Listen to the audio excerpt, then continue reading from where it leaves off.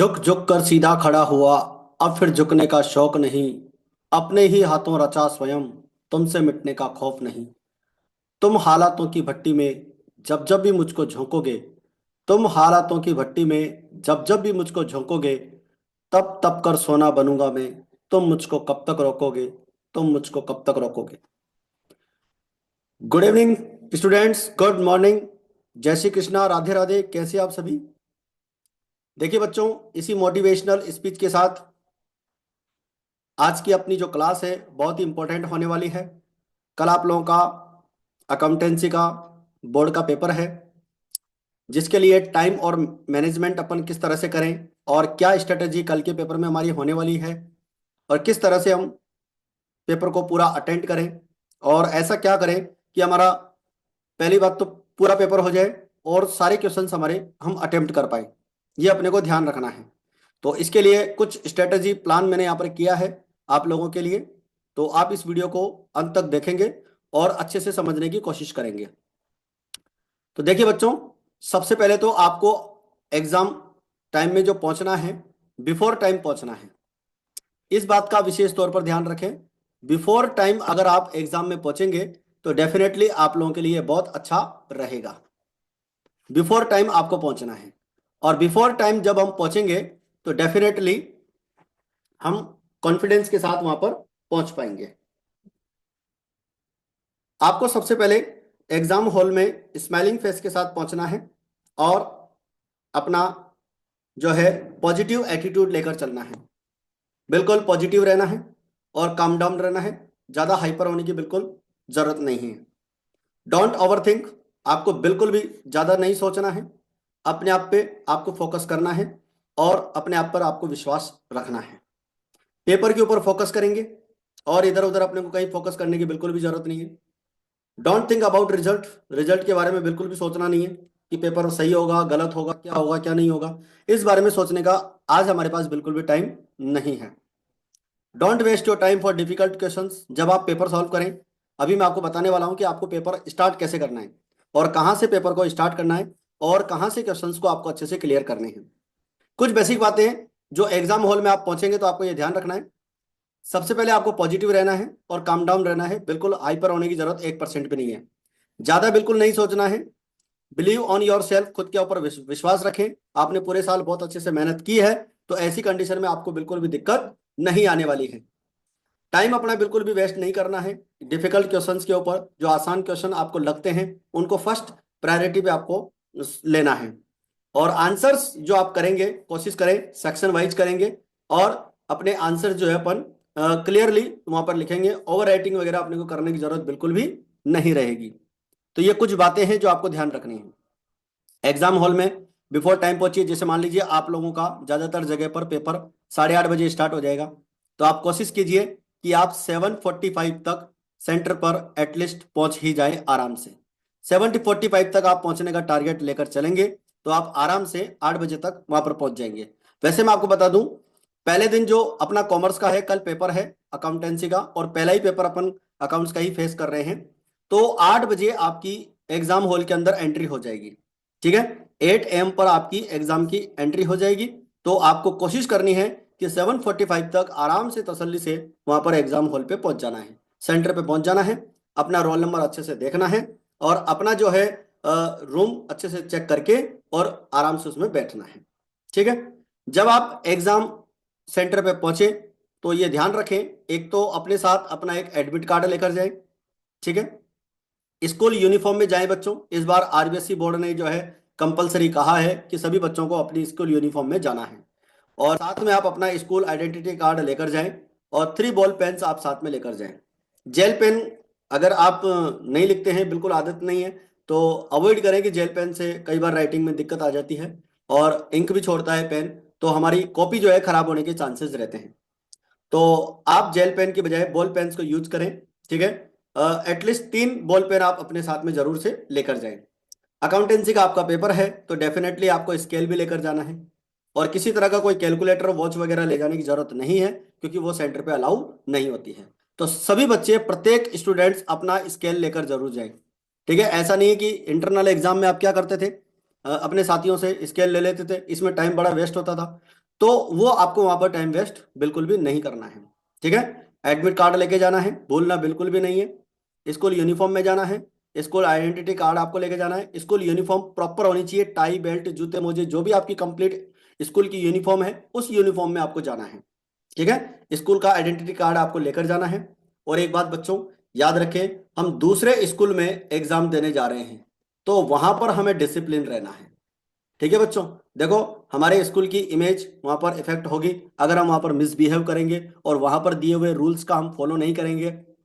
भले ही हम हमारे स्कूल से निकल के दूसरे स्कूल में जा रहे हैं तो वहां पर हमें हमारे स्कूल की सही छवि वहां पर अपने को प्रस्तुत करनी है। ठीक है, ताकि कोई भी स्कूल सेंटर पे किसी भी तरह का जो, देखो कई बार अलग अलग स्कूल के बच्चे आते हैं वहां पर मिसबिहेव करते हैं, हो हल्ला करते हैं, तो अपने को इन चीजों से दूर रहना है।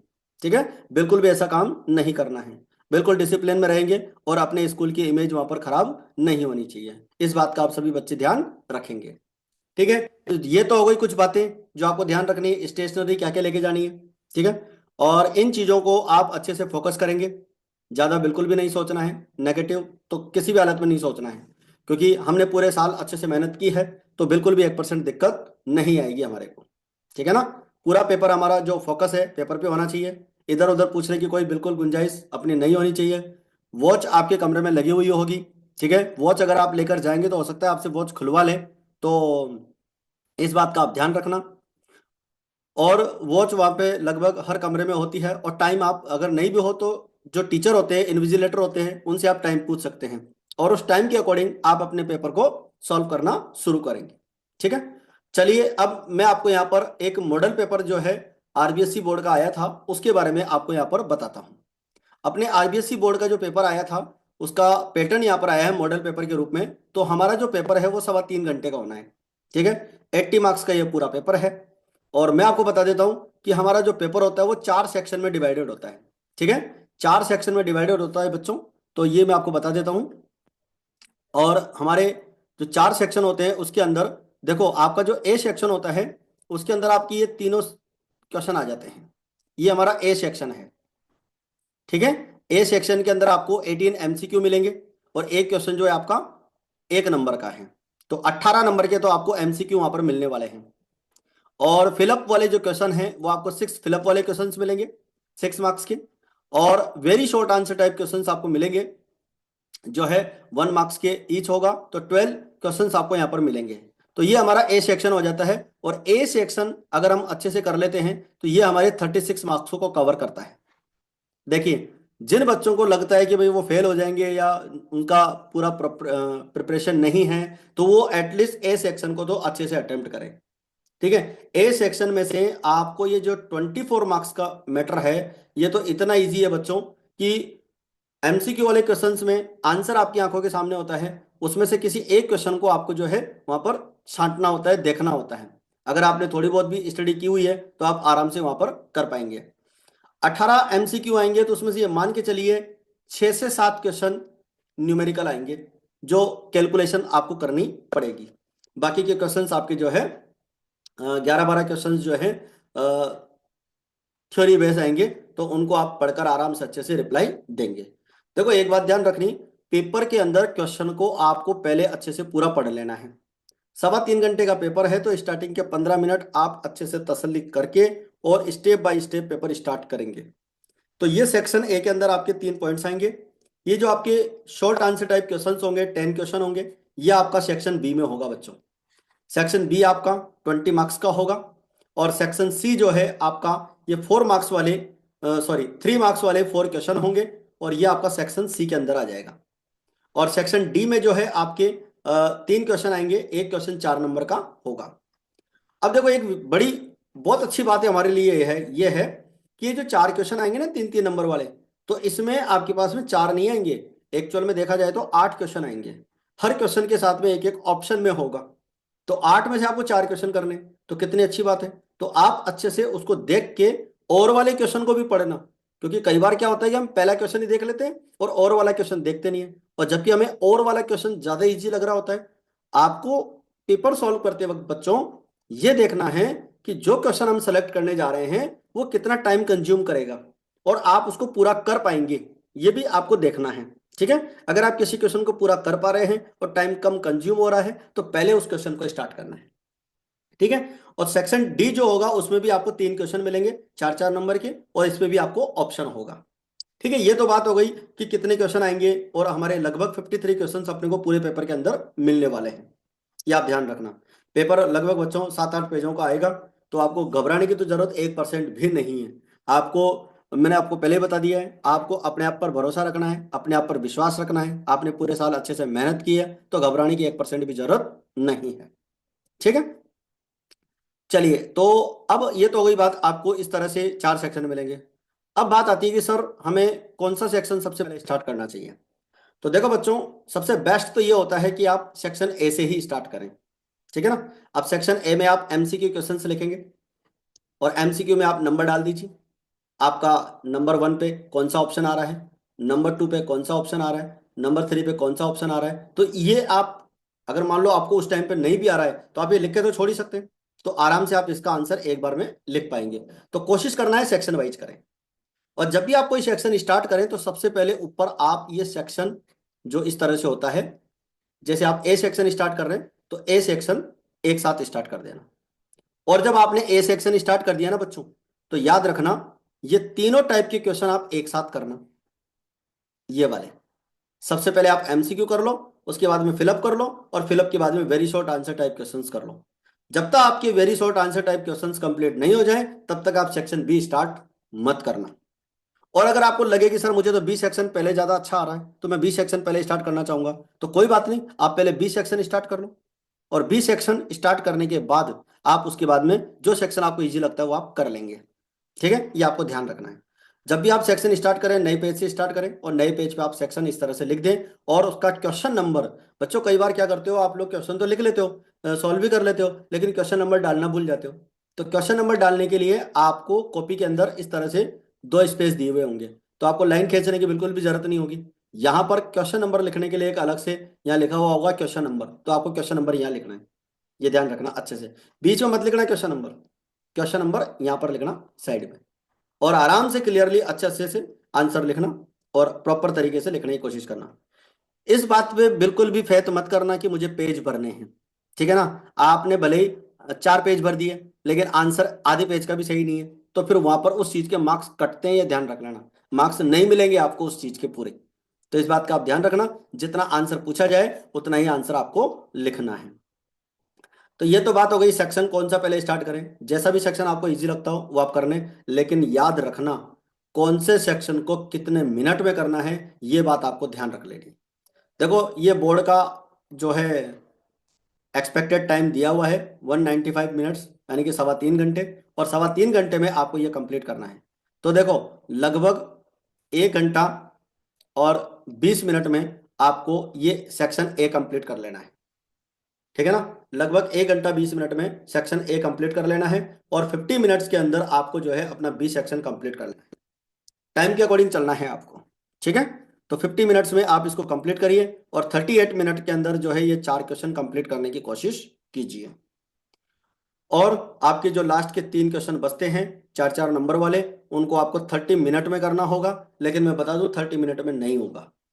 ठीक है। लास्ट के जो 3 क्वेश्चन होंगे 4-4 नंबर वाले, वो 30 मिनट में तीनों क्वेश्चन नहीं होंगे। लेकिन कई बार क्या होता है बच्चों, क्वेश्चन बहुत आसान पूछा जाता है, हम क्या करते हैं, रिवेल्यूएशन भी पढ़ के गए, पार्टनर्स कैपिटल भी पढ़ के गए, बैलेंस शीट भी पढ़ के गए, जर्नल एंट्री भी पढ़ के गए, और वर्किंग नोट्स भी पढ़ के गए। सारी नहीं पूछेगा एक साथ आपसे, या तो वो जर्नल एंट्री पूछेगा, तो रिवेल्यूएशन पार्टनर्स कैपिटल नहीं पूछा, या हो सकता है जनरल एंट्री के साथ में आपसे रिवेल्यूएशन अकाउंट पूछ ले। तो आपको केवल जनरल एंट्री और रिवेल्यूएशन पे फोकस करना है।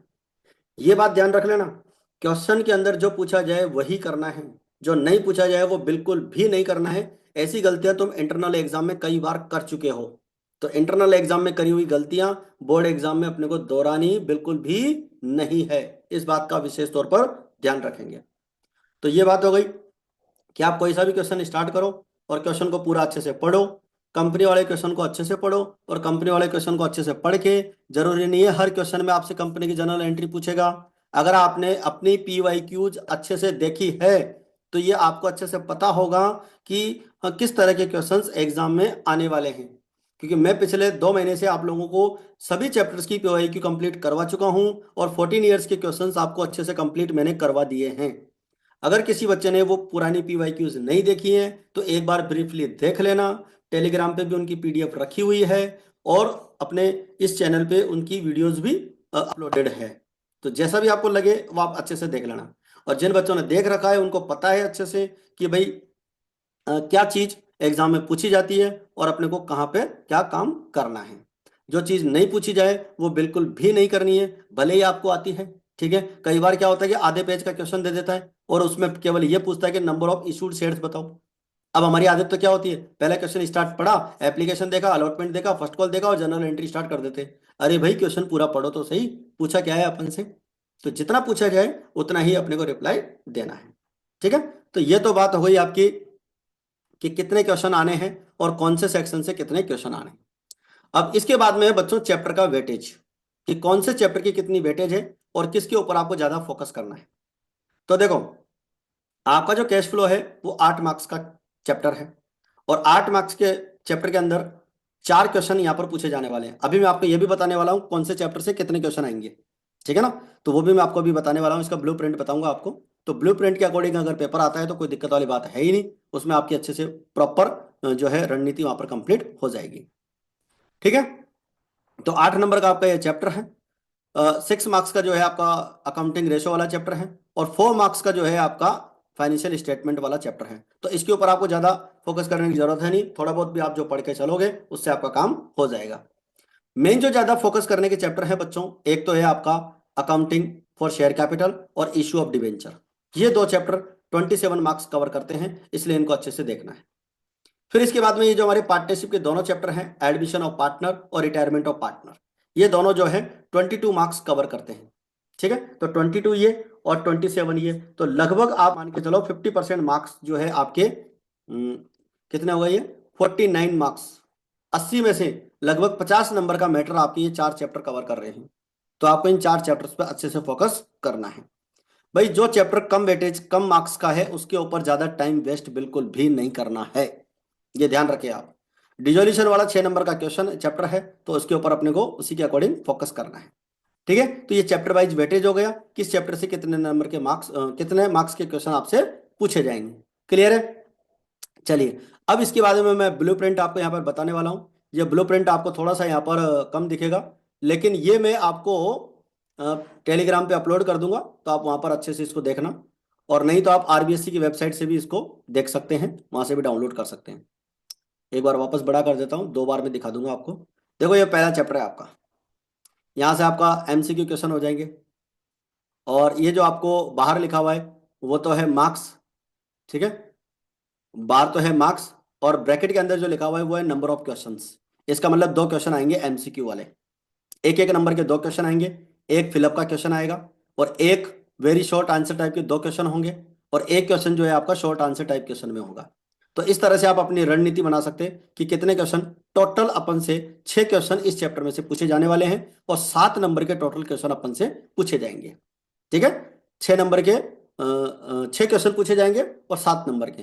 तो बाहर जो है वो मार्क्स है और अंदर जो है वो नंबर ऑफ क्वेश्चन है। क्लियर है, चलिए। इसके बाद में आप एडमिशन ऑफ पार्टनर की बात करें तो एक क्वेश्चन आपका फिलअप हो गया, इधर से आपके 2 क्वेश्चन एमसीक्यू हो गए और एक क्वेश्चन आपका वेरी शॉर्ट हो गया और अगेन एक एमसीक्यू और हो गया। तो टोटल 3 एमसीक्यू हो गए इस चैप्टर से और एक वेरी शॉर्ट हो गया और एक आपका 2 मार्क्स का हो गया और एक 3 मार्क्स का क्वेश्चन यहाँ पर जरूर आएगा। ठीक है, वो भी ऑप्शन में आएगा, उसके साथ भी और करके होगा। इस तरह से रिटायरमेंट का है, रिटायरमेंट में भी एमसीक्यू है, 2 एमसीक्यू है, वेरी शॉर्ट है, उसके बाद में एमसीक्यू फिर अगेन है। ये अलग अलग कैटेगरी है पेपर की, नॉलेज बेस पे, अप्लाइड बेस पे, ठीक है, स्किल बेस पे। तो इस तरह से क्वेश्चंस आते हैं। तो ब्लू प्रिंट पूरा मैं आपको नहीं बता पा रहा हूँ, यहाँ पर मैं जो है आपको बता रहा हूँ कि इसको आप अच्छे से देख लेना। तो एक बार आपको इससे पता चल जाएगा कि कितने क्वेश्चंस अपने को किस चैप्टर से रिलेटेड अपन से पूछे जाएंगे। इससे आपको यह पता चल जाएगा कि किस चैप्टर से कितने क्वेश्चन आ रहे हैं। ये देखो लास्ट वाले कॉलम में लिखा हुआ है टोटल। फर्स्ट चैप्टर से आपको 6 क्वेश्चन आने वाले हैं, सेकंड वाले चैप्टर से 8 क्वेश्चन आने वाले हैं और इससे 7 क्वेश्चन आएंगे। आपका जो डिजोल्यूशन वाला है उससे 5 क्वेश्चन आने वाले हैं आपके। शेयर ऑफ कैपिटल से आपके 7 क्वेश्चन आने वाले हैं और इशू ऑफ डिबेंचर से 10 क्वेश्चन होंगे, और इधर से आपके जो फाइनेंशियल स्टेटमेंट वाला जो चैप्टर है वहाँ से 2 क्वेश्चन आएंगे 4 नंबर के, और आपका जो ये अकाउंटिंग रेशो वाला चैप्टर है इससे 3 क्वेश्चन आने वाले हैं, और कैश फ्लो स्टेटमेंट से 5 क्वेश्चन आने वाले हैं। तो इस तरह से चैप्टर वाइज आप देखकर चलेंगे तो उसके अकॉर्डिंग आपको अपनी प्लानिंग करनी है। ठीक है बच्चों, तो आई थिंक आप ब्लूप्रिंट को अच्छे से समझ लेंगे, एक बार वापस अच्छे से देख लेंगे, और इसको देखकर आप कोशिश करेंगे कि अपने को पेपर किस तरह से करना है। ये पेपर का एक मॉडल पेपर है, हालांकि मैं आपको इस पेपर का सॉल्यूशन नहीं करा रहा हूं, बट आपको ये बता रहा हूं कि पेपर किस टाइप का आने वाला है। ठीक है, देखो सबसे पहले तो आपको अपना क्वेश्चन जो पेपर होगा उसके ऊपर अपना रोल नंबर लिखना रहेगा। तो सभी बच्चों को रोल नंबर पेपर पे लिख लेना है। और एक बात याद रखना बच्चों, इस पेपर पे आप रफ वर्क बिल्कुल भी मत करना। ठीक है ना, रफ वर्क बिल्कुल भी मत करना, इवन आप टिक भी मत लगाना इस पेपर के ऊपर। वरना देखो मान लो कोई कभी वहां पर चेकिंग वाले आ जाते हैं और आपने उसके ऊपर कोई कैलकुलेशन वगैरह कर रखी है तो वहां पर फिर वो ऑब्जेक्शन कर लेते हैं। तो इसलिए आपको इस बात का ध्यान रखना है। आंसर आपको अपनी आंसर शीट में लिखना है और अच्छे से क्लियर तरीके से लिखना है। और देखो, अगर आपको पेपर जो आएगा हिंदी और इंग्लिश दोनों लैंग्वेज में आएगा, अगर आपको किसी तरह का कोई डिफरेंस नजर आए दोनों में तो जो हिंदी वाली लैंग्वेज का मैटर होगा वो सही माना जाएगा, इसलिए आप उसके अकॉर्डिंग काम करेंगे। वैसे सीबीएसई का जो पेपर होता है उसमें इंग्लिश वाली लैंग्वेज को प्रेफर किया जाता है, लेकिन अपने आरबीएसई में जो है हिंदी लैंग्वेज को ज़्यादा प्रेफर किया जाता है, और हिंदी वर्जन वाला जो होता है उसको सही माना जाता है। अब देखो एमसीक्यू क्वेश्चंस आपको इस तरह के मिलने वाले, टोटल 18 क्वेश्चन मिलेंगे सेक्शन ए के अंदर, और उनका ऑप्शन जो है आपको अ, उसके अंदर लिखना है अपनी आंसर शीट में। देखो इस तरह से क्वेश्चन, ये पहला क्वेश्चन हो गया आपका। ठीक है, और दोनों मेथड से आपको दिया हुआ होगा, हिंदी और इंग्लिश दोनों लैंग्वेज में होगा। तो इस तरह से आपको इनके आंसर्स लिखने होंगे। एमसीक्यू तो केवल आपको ऑप्शन लिखना है, टाइम अगर हो तो ऑप्शन के साथ में उसका आंसर लिख लेना, बाकी अगर टाइम नहीं हो तो मत लिखना। ठीक है ना, केवल ऑप्शन लिखोगे उससे काम बन जाएगा। तो ये इस तरह से आपको 18 क्वेश्चन इस चैप्टर के मिलने वाले हैं, मतलब एमसीक्यू के मिलने वाले हैं सेक्शन ए के अंदर। ठीक है बच्चों, और इसके बाद में आपको मिलेंगे फिलअप। अब देखो फिलअप की सबसे बड़ी बात क्या है, फिलअप जब आपको मिलेंगे तो साथ में आपको इस तरह से 2 ऑप्शन और मिलेंगे। बताइए, अब आपको 2 ऑप्शन भी मिल रहे हैं तो 6 के 6 क्वेश्चन आपके क्या होने चाहिए, सही होने चाहिए। और पता है गलत कब होते हैं, गलत तब होते हैं जब आपको आंसर पता नहीं हो, और आपको अगर आंसर तो पता है लेकिन आपने क्वेश्चन ढंग से नहीं पढ़ा तो भी गलत हो जाता है। तो इसलिए क्वेश्चन पेपर आपको अच्छे से पढ़ना है और अच्छे से तसल्ली से उसका आंसर देख के टिक करना है, मतलब इसका ऑप्शन लिखना है। जब आप फिलअप लिखोगे वहां पर फिलअप लिखना, और फिलअप में क्या आंसर आ रहा है वो आंसर आपको वहां पर लिखना है। ठीक है, तो इस तरह से आपको ऑप्शंस मिलेंगे दो दो, और दो दो ऑप्शंस में से आपको इस तरह से आंसर लेना होगा। अच्छा, किसी क्वेश्चन में ऐसे भी हो सकता है कि 2 फिलअप दे रखे हो, ठीक है, एक फिलअप यहाँ और एक फिलअप आगे, तो वहां पे भी 2 2 ऑप्शन उसके अंदर दे रखे होंगे, तो उनको आप अच्छे से सॉल्व करेंगे। Very short answer type questions होंगे आपके, एक एक नंबर वाले होंगे। तो याद रखो, एक नंबर वाला जो प्रश्न होगा थ्योरी का, एक नंबर वाला जो थ्योरी का प्रश्न होगा, उस थ्योरी वाले प्रश्न के लिए आपको 2 से 3 लाइनें लिखनी है बस, ये याद रखना। एक एक नंबर वाले प्रश्न के लिए आपको एक से मैक्सिमम है 3 लाइन, इससे ज्यादा मत लिखना। ठीक है, अब जैसे 2 डिफरेंस वाला क्वेश्चन आ गया तो 2 डिफरेंस वाला क्वेश्चन 1 मार्क्स में नहीं आएगा, लगभग 2 के अंदर आएगा। और डिफरेंस वाला क्वेश्चन जब भी आएगा, मिनिमम अगर 2 भी पूछे हैं तो आपको टेबल बनाकर उसका आंसर देना है। आप किसी भी तरह का न्यूमेरिकल क्वेश्चन जब सॉल्व करते हैं तो उसकी हेडिंग लिखना मत भूलना बच्चों। जैसे मान लो आप रेशो कैलकुलेट कर रहे हो तो ऊपर लिखना calculation of new profit sharing ratio, calculation of goodwill, या कैलकुलेशन ऑफ गेनिंग रेशो। जो भी आप कैलकुलेट कर रहे हैं उसका हेडिंग वहां पर लिखना मत भूलना। ठीक है, अच्छा, एक बार जब आप पेपर दे रहे हो तो पेपर स्टार्ट करने से पहले आपके जो रूम के अंदर जो इन्विजिलेटर हो, उन इन्विजिलेटर से ये कंफर्म कर लेना कि क्या हम ब्लैक पेन का यूज करते हैं क्या, कर सकते हैं क्या, क्योंकि कई जगह पर अलाउ होता है और कई जगह पर अलाउ नहीं होता है। तो एक बार अपने इन्विजिलेटर से पूछ लेना, और ब्लैक पेन का आप यूज जो है हेडिंग लिखने के लिए काम में ले सकते हो। ठीक है, और एक बात और इंपॉर्टेंट बताऊं बच्चों आपको, आपको फॉर्मेट बनाना है तो फॉर्मेट बनाने के लिए जो लाइनिंग्स खींचोगे तो लाइनिंग्स आप पेंसिल से खींचना, ये ध्यान रखना। क्योंकि लाइनिंग्स अगर पेंसिल से खींचोगे तो आपको अगर मान लो लाइनें कम ज्यादा भी हो गई तो इरेजर से आपको मिटाने में दिक्कत नहीं होगी। तो कोशिश करना कि लाइनिंग आप पेंसिल से खींचना। ठीक है, फिर बाद में अगर आपका जब कंफर्म हो जाए तो आप चाहो तो पेन से वो टाइम बच जाए तो कर लेना, और नहीं बचे तो कोई दिक्कत वाली बात नहीं है। तो कोशिश करना कि आप फॉर्मेट की लाइनें पेंसिल से खींच सको। टाइम हो तो पेन से कर देना, उसमें कोई दिक्कत नहीं है। ठीक है, तो इस तरह से तो आपको ये क्वेश्चन मिलने वाले हैं। और अच्छे से जैसे आपका ए सेक्शन कंप्लीट हो जाए उसके बाद में फिर आप मान लो आपका कॉपी है, 2-3 लाइनें बच रही है, तो आप नेक्स्ट पेज पे आ जाओ और सेक्शन बी स्टार्ट कर दो। कोशिश करना हर सेक्शन नए पेज से स्टार्ट हो, और ज़्यादा आप पेज भरने की कोशिश मत करना। आप ये बिल्कुल मत समझना कि मैं पेज ज़्यादा भर के आ जाऊंगा मुझे ज़्यादा मार्क्स मिल जाएंगे। देखो वो प्रोसीजर यहाँ पे बिल्कुल नहीं चलता है। स्कूल लेवल पर ये प्रोसीजर बिल्कुल भी नहीं चलता है कि आप पेज भरोगे तो आपको मार्क्स ज़्यादा मिल जाएंगे। बिल्कुल नहीं मिलने वाले, मैं आपको पहले बता रहा हूँ। मैं अपना 22 ईयर्स का एक्सपीरियंस आपको बता रहा हूँ कि आपको जो है पेज ज़्यादा भरने से बिल्कुल भी मार्क्स नहीं मिलेंगे, बल्कि आपके मार्क्स कट सकते हैं। इसलिए पॉइंट टू पॉइंट मार्क्स लिखना, जितना आंसर पूछा जाए उतना ही आपको आंसर्स लिखने हैं। इस बात का विशेष तौर पर ध्यान रखेंगे। ठीक है, फिर आपके 2-2 मार्क्स वाले क्वेश्चन होंगे। उनको जैसे अब आपका डिफरेंस वाले 4 नंबर का क्वेश्चन आ गया, तो अब आप जब डिफरेंस वाला लिखोगे तो टेबल बनाओगे, और टेबल से पहले आप हेडिंग डाल देंगे कि भाई इस चीज के बारे में अपन ये डिफरेंस लिखने वाले हैं। जैसे मान लो क्वेश्चन आया कि साझेदारी फर्म के विघटन और साझेदारी के विघटन में अंतर, तो आपको क्या करना है, साझेदारी फर्म के विघटन और उसमें अंतर आपको बताना है। इस तरह से है, निम्न प्रकार है, ये हेडिंग डाल देनी है। और उसके बाद में फिर आपको कॉलम बनाने हैं, और कॉलम जब बनाओगे तो 3 कॉलम बनाने हैं, ध्यान रखना। और जो चीज पहले दी गई है वो चीज पहले लिखनी है, और दूसरे पॉइंट का नाम दूसरे कॉलम में लिखना है। और बेसिस ऑफ डिफरेंस यानी अंतर का आधार, वो कॉलम आपको जरूर बनाना है, क्योंकि अगर 2 नंबर का या 4 नंबर का भी क्वेश्चन आया है तो डेफिनेटली आपको इस तरह से बनाना पड़ेगा, तब जाके आपको फुल ऑफ फुल मार्क्स मिलेंगे। अगर आपने रनिंग में डिफरेंस वाला क्वेश्चन कर दिया तो आपको मार्क्स नहीं मिलेंगे। इस बात का आप ध्यान रखना। ठीक है, क्वेश्चन पेपर मैं आपको बता दूं बहुत ईजी आने वाला है।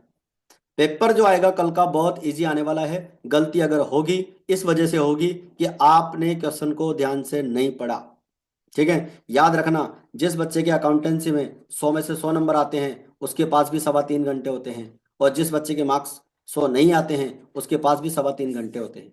बस आपका प्लानिंग स्ट्रांग होना चाहिए कि आपने पेपर को किस तरह से किया है। आपको पेपर के रिजल्ट के ऊपर फोकस नहीं करना है, आंसर्स के ऊपर फोकस नहीं करना है। देखो कई बार क्या होता है कि कोई क्रिटिकल कैलकुलेशन आ जाती है, तो उस कैलकुलेशन पे आपको जाना है, उलझने की जरूरत नहीं है। जहां तक हो रहा है वहां तक कर लो, उसके आगे का नेक्स्ट बढ़ जाओ। क्वेश्चन अगर मान लो आपको लग रहा है कि ये क्वेश्चन मुझसे ज्यादा टफ लग रहा है और नहीं हो पा रहा है, तो उसको वहीं छोड़ दो और नेक्स्ट क्वेश्चन पे आगे बढ़ जाओ। उसको लेके नहीं बैठे रहना है।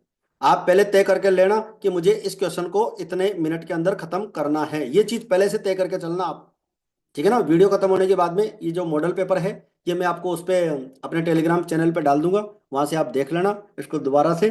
और प्लानिंग कर लेना पहले से कि मुझे पहला सेक्शन इतने मिनट में खत्म करना है, दूसरा सेक्शन इतने मिनट में खत्म करना है, तो आप आराम से कवर कर पाओगे।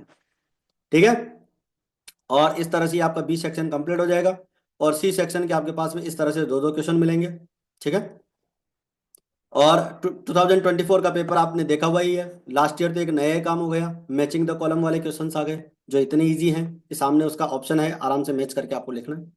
तो मैचिंग वाले क्वेश्चन आ जाए आपको दोबारा लिखना है, ध्यान रखना।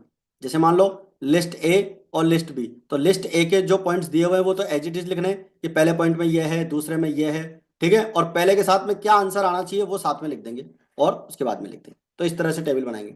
जैसे आपको ये वाला क्वेश्चन है, मैचिंग द कॉलम का है। आपका जो प्रोप्राइटरी रेशो है कौन सा होता है, आपका सॉल्वेंसी रेशो होता है। तो जब आप लिखेंगे तो ये तो पूरे वापस उतारना कॉपी के अंदर, इन सभी को वापस उतारना। और अब जैसे प्रोप्राइटरी के सामने क्या आएगा, ये आएगा, तो सामने वो लिखना आंसर में। करंट रेशो आपका जो है लिक्विडिटी रेशो होता है, और inventory turnover ratio activity ratio होता है, तो आपको इसके बारे में लिखना है। क्लियर बच्चों, तो इस तरह से आप सी सेक्शन वाला काम करेंगे। पेपर बहुत अच्छे से करना है, तसल्ली से करना है, और बिल्कुल शांतिपूर्वक करना है। और जैसे आपका कल पेपर हो जाएगा उसके बाद मैं आप लोगों का इस पेपर का सॉल्यूशन संडे को या मंडे को इसी चैनल पर आपको प्रोवाइड कराने की पूरी पूरी कोशिश करूंगा। तो इस तरह से आपका ये सेक्शन डी के क्वेश्चंस आने वाले हैं। जब आपका पूरा पेपर हो जाए तो लास्ट में आप समाप्त लिख के अपना जो भी रोल नंबर वगैरह लिखते हैं वो लिख देना। ठीक है, और एक्स्ट्रा कुछ भी लिखने की जरूरत वहां पर नहीं है। बिल्कुल भी पैनिक नहीं होना है पेपर के अंदर, और आराम से तसल्ली से आपको पेपर करना है। ठीक है बच्चों, तो ये था अपना आज का छोटा सा मोटिवेशनल, आप लोगों को अच्छा लगा होगा। और डरने की बिल्कुल ज़रूरत नहीं है, पेपर आपका बहुत अच्छा होगा। ठीक है, खुद के ऊपर भरोसा रखना है और जो चीज़ें आपको बताई गई है उन पे फोकस करना है। जो चीज़ आती है उसी को आपको कवर करना है। जो चीज़ नहीं आती है, अब जो कवर नहीं हो रही है, उसको बिल्कुल कवर करने की ज़रूरत नहीं है। और कोशिश करना कि आपको जितना पढ़ना है, आप जो है आज रात तक बिल्कुल पढ़ लेना जितना आपको पढ़ना है। उसके बाद में आप बिल्कुल आगे का मत पढ़ना और कोशिश करना कि आज रात को जो है अच्छे से टाइम पर सो जाओ और सुबह आराम से फ्रेश माइंड से उठकर और अपने को पेपर के लिए जाना है। ठीक है ना, जितना पढ़ना है आज पढ़ लेना शाम को 7-8 बजे तक। उसके बाद बिल्कुल मत पढ़ना, आराम से तसल्ली से सोना और कल फ्रेश माइंड में पेपर देने जाना है। क्योंकि कल जब अपन पेपर देने जाएंगे तो हमारा जो है माइंड एकदम फ्रेश होना चाहिए, किसी तरह का कोई हेडक वगैरह बिल्कुल नहीं होना चाहिए। तो उससे हमारा पेपर बहुत शांति तरीके से होगा और माइंड एकदम फ्रेश रहेगा। ठीक है बच्चों, तो आज की क्लास फिलहाल इतना ही। मिलते हैं फिर अपन नेक्स्ट क्लास में। और एक और इम्पोर्टेंट बात और बता दूं बच्चों, बीएसटी के और इकोनॉमिक्स का जो मैटर है वो मैं अपलोड नहीं कर पाऊंगा, उनको आप अपने हिसाब से कवर करने की कोशिश करना। ठीक है बच्चों, मैं आपको डिस्टर्ब नहीं कर रहा हूँ क्योंकि देखो मैटर मेरे से प्रिपेयर नहीं हो पाएगा, बहुत सारा मटेरियल है और आधा अधूरा मटेरियल मैं आप लोगों को देना नहीं चाहता। इसलिए आपके पास जो मटेरियल अवेलेबल है, जो आपको इंपॉर्टेंट बता रखा है आपके टीचर्स ने, उसके अकॉर्डिंग आप पढ़ने की कोशिश करना। तो बीएसटी और इकोनॉमिक्स का मैटर नहीं आएगा, आप कल आराम से तसल्ली से पेपर करिएगा। ठीक है बच्चों, तो मिलते हैं फिर अपन नेक्स्ट क्लास में। जय हिंद, जय भारत।